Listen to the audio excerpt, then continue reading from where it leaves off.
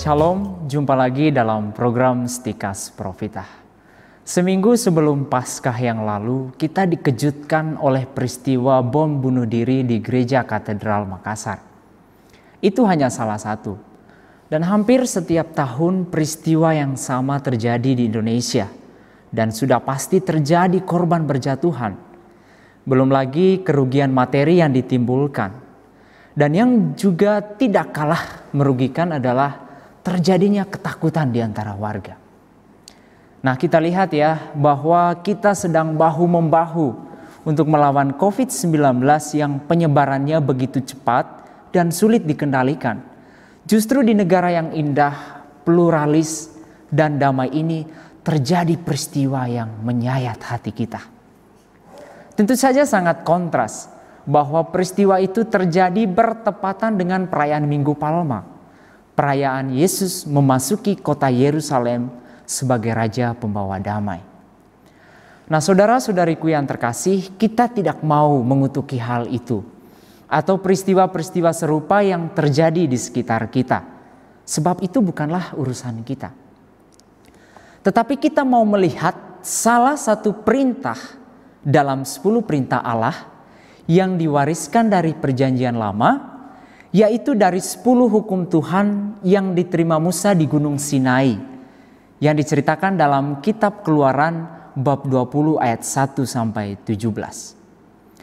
Nah, perintah yang dimaksudkan adalah perintah jangan membunuh. Perintah ini adalah perintah kelima setelah perintah menghormati orang tua. Jadi ini sangat jelas tercatat dalam kitab suci. Maka bagi kita, orang yang beriman Kristen, pembunuhan apapun bentuknya termasuk bunuh diri juga dilarang oleh hukum Tuhan. Perintah ini adalah perintah negatif karena ada kata jangan. Tentu saja perintah positifnya adalah peliharalah, lindungilah atau rawatlah kehidupan. Mengapa demikian? Karena hidup itu adalah suatu anugerah ya, dan suci sifatnya sehingga tidak ada satupun yang memiliki kuasa untuk mengakhirinya selain daripada Allah sendiri. Nah, perintah jangan membunuh ini juga bukan saja ketika orang meledakkan bom atau dengan sengaja membunuh orang lain. Melainkan juga dalam hal jangan membunuh pada tahap yang paling rawan dalam hidup manusia. Yaitu saat dalam kandungan, aborsi misalnya. Dan juga saat seseorang berada di usia lanjut atau berada dalam kondisi sakit berat dalam kasus eutanasia. Maka jelas bagi kita, agama Kristen tidak pernah memerintahkan pembunuhan terhadap sesama. Yang ada adalah perintah mencintai sesama.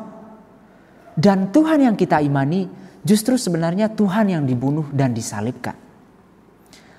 Nah, mestinya ya, tanpa ada perintah jangan membunuh manusia, sudah tahu dengan sendirinya, yaitu melalui akal budinya, bahwa membunuh adalah hal yang jahat, tindakan yang buruk dari dirinya sendiri. Sama seperti perintah jangan mencuri, karenanya itu harus dihindari. Ajaran jangan membunuh itu tercatat dalam perintah utama hukum Taurat Yahudi. Tetapi mari kita lihat apa yang diajarkan Tuhan Yesus tentang hal yang sama. Dalam khotbah di bukit, Yesus mengatakan demikian. Siapa yang membunuh harus dihukum. Tetapi aku berkata kepadamu, setiap orang yang marah terhadap saudaranya harus dihukum.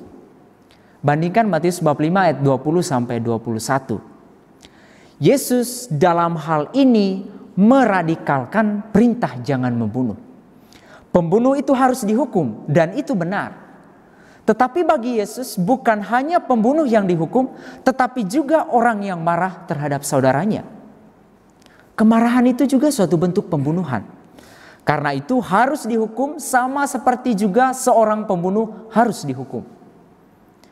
Ya, para saudara, kemarahan itu seringkali terungkap dalam kata-kata kita yang kasar, yang bisa menghancurkan orang lain.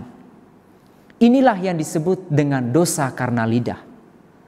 Kata orang, lidah manusia itu seperti pedang, tajam dan membunuh siapa saja kepada kemarahan itu ditujukan. Nah, betapa kita tidak menyadari hal ini dalam hidup kita. Karena memang pelanggaran yang sering kali terjadi dalam hidup bersama adalah kemarahan terhadap orang lain. Entah itu terhadap suami kita, istri, anak-anak, teman-teman, atau bawahan kita di tempat kerja kita. Nah, dalam ajaran moral Katolik, kemarahan itu dipandang sebagai salah satu dari dosa pokok. Nah, mengapa demikian? Karena dosa ini bisa melahirkan dosa-dosa yang lain. Misalnya kebencian, dendam, bahkan pembunuhan. Banyak orang yang membunuh dengan tujuan untuk melampiaskan amarahnya. Nah, jadi perintah kitab suci agama Kristen jelas bahwa pembunuhan itu tidak berkenan dan tidak dapat dibenarkan. Dan tentu saja para saudara, orang yang tidak memiliki agama pun tahu tentang hal ini, bahwa pembunuhan itu tidak dapat dibenarkan. Nah, tetapi bagi Yesus bukan saja pembunuhan fisik yang dimaksudkan, yaitu penghilangan nyawa orang lain yang tidak boleh, tetapi juga kemarahan. Baik pembunuhan maupun kemarahan itu sama-sama menghancurkan orang lain. Pembunuhan menghancurkan fisik atau tubuh, tetapi kemarahan itu dapat menghancurkan psikis atau hati seseorang. Agama Kristen tidak hanya mengajarkan larangan membunuh seperti dalam Perjanjian Lama, tetapi juga larangan untuk marah. Setiap agama, termasuk agama Kristen, selalu membawa perdamaian, selalu membawakan kasih, menciptakan persaudaraan sesama manusia, bukan kebencian dan bukan pembunuhan dalam berbagai macam bentuknya. Semoga saudara-saudari mencintai dan mengenal kebenaran, sehingga akhirnya Anda pun diselamatkan. Salam Profita.